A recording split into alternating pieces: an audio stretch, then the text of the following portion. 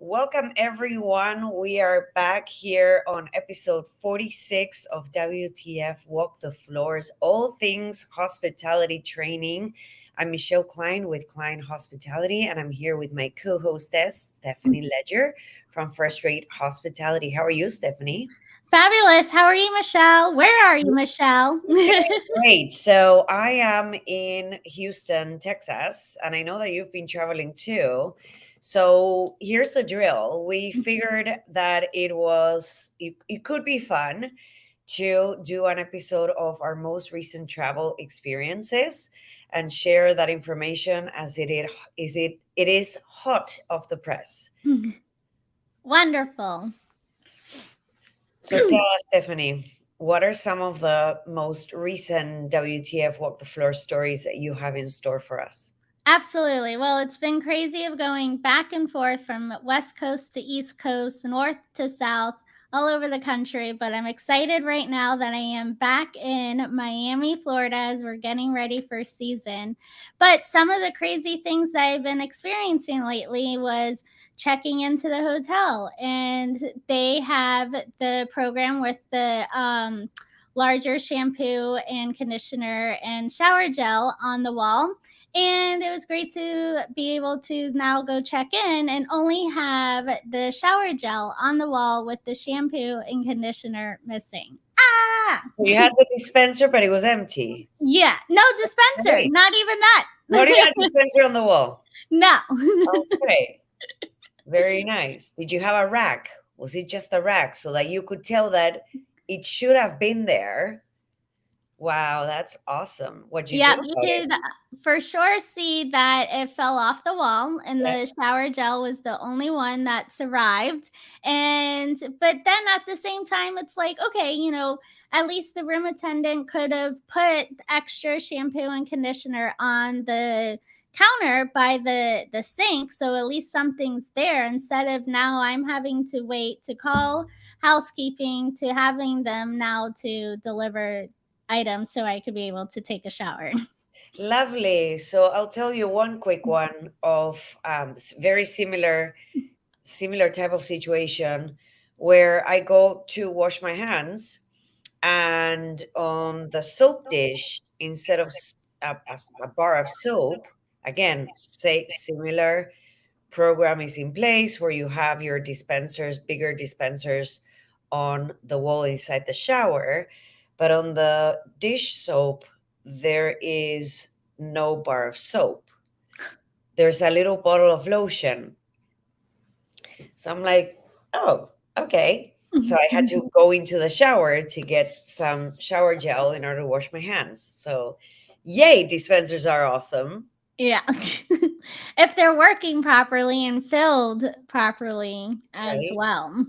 Right. And the fact that they're there doesn't necessarily mean that we're going to not use other amenities in the room, right? Like you said, if the guest room attendant did realize that the dispenser was missing or that it was empty, and for whatever reason they're unable to refill it, by default they should be allowed to add some extra in the room in the form Absolutely. of, And it goes also too, even when the room's now being inspected. So now you're having two people that have entered into the room, and that final inspection was a fail because here they've now turned it over to front desk, and now the guest is going up to the room. And at least I know exactly what needs to be done, calling housekeeping, how the whole process goes. But think about if it was any other guest, this is the first impression, and already the inspection has been failed with the guest arriving and seeing these fails right in the bathroom right away. Yep. What's next? Oh, so well, now we'll move over into the food and beverage department. So here I was on an inspection and I needed to be able to attest the beverage part. So ordered a glass of wine. And here we have now the glass of wine comes with pure lipstick that was a different shade that I was wearing. So it definitely wasn't mine, was Mhm. on there to the point where the server had to have seen it and still delivered it that way. Why are we not empowering our team members to make those decisions? Yeah, And if we are empowering them, what is happening with those team members when they actually see it or they don't see it at all? Like, are you seriously not paying attention? exactly. It is so simple. So simple. And I think also too, in hospitality, we've always created this mystique. Like we never talk about what happens behind the scenes or showing our cards because we're always creating this ambiance of mystery on performing different tasks for our guests. And I think because of that, now it's hard for the hospitality employees to be able to acknowledge and to be able to say, wow, I'm so sorry. I just got to the table. I noticed that this glass isn't sanitized or cleaned properly. Allow me one moment. I want to get you a new glass. Instead of just being like, oh, I can't say anything. I don't want to say anything. And I just put it down instead of the right way is actually acknowledging. And I think that's where we need to go back and training our team members of being able to have the proper way to acknowledge to the guest of when things, get messed up or Yeah, having those WTF moments. absolutely. So, on that same note, last week I went to dinner to a very high end steakhouse. It was a business dinner. And as it was like family style, where several plates were going to come over to the table so that everybody could have a taste of their menu, and everyone would have a plate, an empty plate right in front of them. And I noticed that the woman that was sitting beside me, her plate was chipped. So when they set the plate down, so when they set my plate down, immediately I'm going to check and look for the same. And I noticed that my plate was chipped too. So then I looked around the table. There were six of us. Three of the plates that were set down were chipped.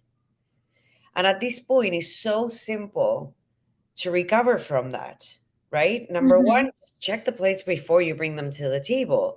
But when you set it down, it you should feel it literally, right? It's so simple. And it's not like it's a plate that is coming from the kitchen. So maybe whoever was prepping didn't really notice. This is literally the person that is supporting your server in creating this memorable experience where now you have like two or three people catering to your table and you're setting down chipped plates. No. Or when the silverware doesn't match, it's mix and match from the different departments. So if you have multiple food and beverage outlets, that's always one that I see as well, where I'm like, you realize like this is very different of a fork and a spoon and a knife. But that's the question. It's like, do you realize? I don't know. Yeah. Or are you okay with just mediocre when Yeah, we're a high end luxury establishment? yeah, exactly. All right, as we walk our way out of F&B, what else can you think of that you've seen recently or Well, you've and then experienced? walking out. So yeah, now you're in the public area, and the thing that I've noticed here a lot in the public area is the trash that's not being picked up. And I know we're still, as an industry, still trying to get those positions filled, but everyone is a housekeeper. So here we're having, sales department. You could tell when they're walking by. Like I knew that they were definitely they're in sales reservations, weren't really an operations department, and just walking by the trash that's on the floor, or not even being able to saying like, hey, this area needs to be tidied up, because then an hour later I would walk in the same area and you can see that it would still remain the same way. So, in the public area and seeing the trash, it's definitely now being more noticeable than ever. Yeah, for sure, for sure.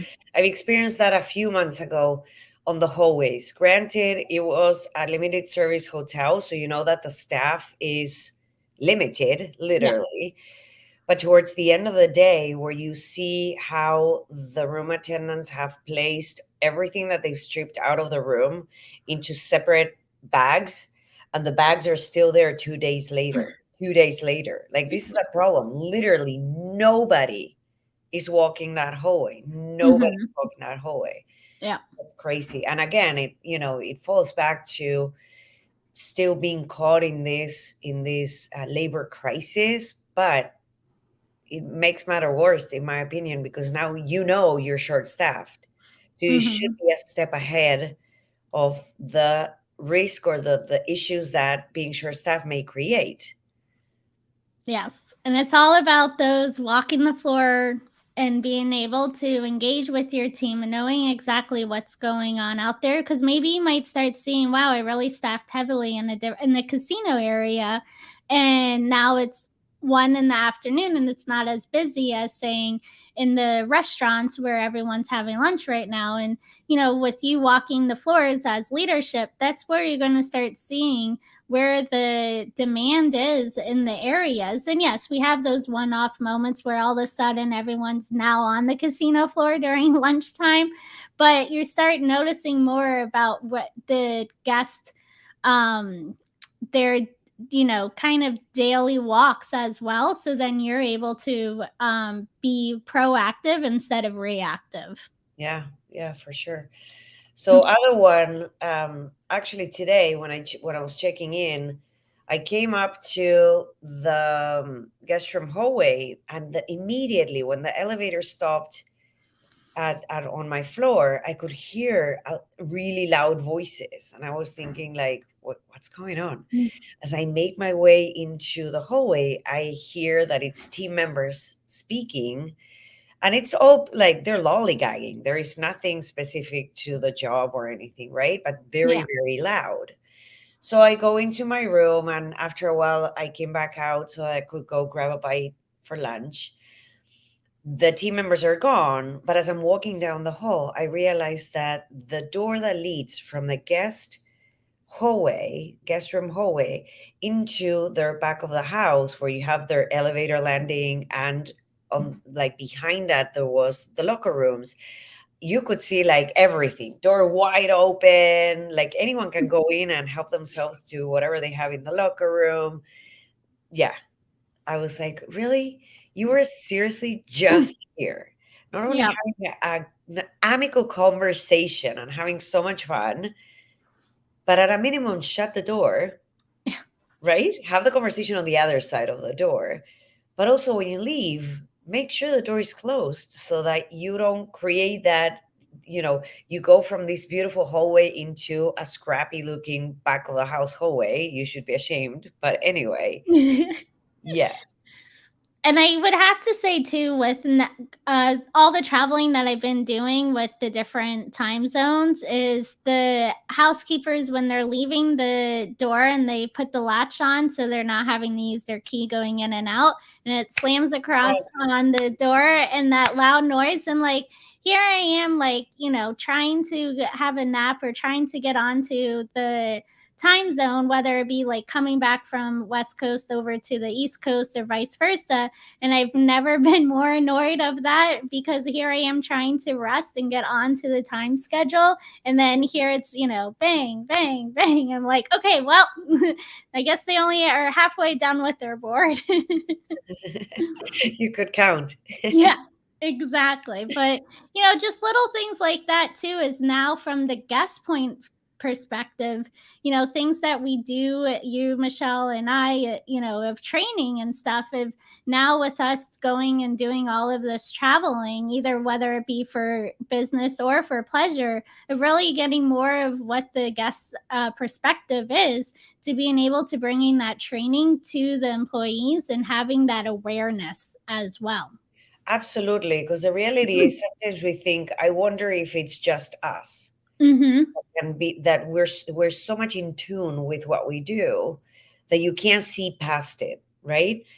But the reality is you do have a lot of guests that walk through that check into your hotel and enjoy your amenities that are in tune with it too, Mhm. right? Absolutely. So it's the things that we discussed today is there's so little, they're so small and easy to avoid that it's difficult to not feel like somebody should be seeing this, somebody should be walking the floors, right? And if not, how do we teach our team to be empowered and to be aware enough so that they can actually be a step ahead and prevent those things from happening? Absolutely. So, I know we've been bashing a lot of the operations, but, on some positive news of really being able to go to a lot of major cities these last few weeks, of seeing the traveling that is happening. Like, people are Crazy. getting out there and Yep. traveling, whether it be in the airport, or just walking in the city, or being in the hotel lobby. I mean, it was definitely a busy September overall for hospitality. For sure, for sure. Airports are packed. It Mhm. had been a while since I've seen that. I have noticed in the last few weeks airports are packed and room rates continue to go up. Yes. And that's always a good sign. Yeah, absolutely. And even the business travel as well, being in the airport lounges, and seeing even at the Amex Centurion Lounge the line out the wazoo, of everyone trying to get in, and even like the conventions as well, of seeing the hotels full because they're having an in-house convention, or even a citywide convention. And even last year we were talking about, oh, we won't see that until Yeah, 2024 or 2025, and here it is, September of it's happening. 2022. And the even on the convention side, coming back in full force, Tim. Absolutely, absolutely. And more, more important now to not let our guard down, Yeah. right? So we got to keep pushing. The business is coming back, which is a great, great piece of news. We have to make sure that we stay on top of what we're doing because, again, the competition is out there. Yep. So, what is going to make us different from anybody else, and how do we get our guests to continue to come back to us as opposed to choosing someone else at this point in Yep. time? That's going Yep. to be key. Absolutely. And then on a really crazy side note too, is all these hotels. Like, I remember when I was traveling a lot before COVID, there was a lot of headache because there was so much renovation that was going on with the terminals. And you're like, oh, is this, construction ever going to end? And I would have to say, being in Vegas, seeing the new terminal addition that's been there, and then also too in San Francisco, seeing their renovation as well in their airport. It's really nice to now starting seeing everything come together, and Mhm. really streamlining for the passengers that are there for long periods of time, with the different activities and amenities even in the airports, for the travelers to be able to enjoy, and even their customer service as well too. We talk a lot with the hotels, but even in the airports. Yeah, yeah. Which is all great, great stuff. We just need to Yeah, be prepared. We have to be a step ahead and continue to deliver service that is different. Connect absolutely. with our guests in a different way, and it starts with us leaders connecting with our team members for sure. Well, this was great, Stephanie. Thank you for Yeah. sharing your insight on your last few weeks of travel, and I'm sure you're happy to be home for a little Yes, while, absolutely. And it was great. We got to be able to connect as well along the travels and be in the same city at the same time, which was right? great as well. And can't wait to do that. And yes, this is now our time to shine, first season down here. So everyone will be coming over and visiting us in Miami, which will be fun. Very nice. All right, everyone. Thanks for listening. Thanks for being on the other side. If there's any topic that you want us to review or talk about, or if you want to come on our show, let us know. You know how to find us. Other than that, we will see you next week. Bye, everyone.